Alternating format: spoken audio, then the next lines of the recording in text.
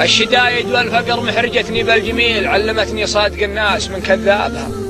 علمتني كيف أعد الحزن في كل ليل لو تحدثني السعادة وصكت بابها، علمتني كيف أميز هل الشبر الطويل من رجاجيل تعرت به بثيابها، علمتني أن الشلي خيل تسمع له صهيل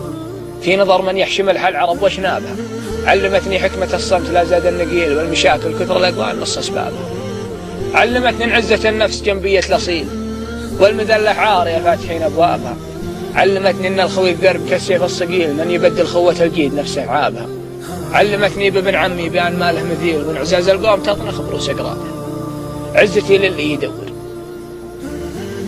عزتي للي يدور لابن عمه بديل يدها جبواد الضعافة وطاع كلابها، يا وجودي وجد شجعان قاتلهم ذليل احتزم له بالخيانة وسلح رابها، ويا وجودي لأصبح الدمع من عيني يسيل لجل الناس ما تقدر ظروف أصحابها، ويا وجودي لأصبح الدمع من عيني يسيل لجل الناس ما تقدر ظروف أصحابها،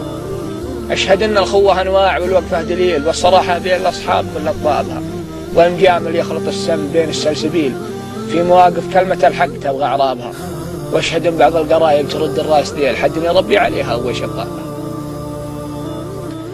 واشهد أن بعض القرايب ترد الراس ذيل حد يربي عليها ويش أبغابها، والردى وأهل الردى والدراهم والذليل والله أني لندفن ما حسبت حسابها، بندق الرجال الأخلاق والرجل النبيل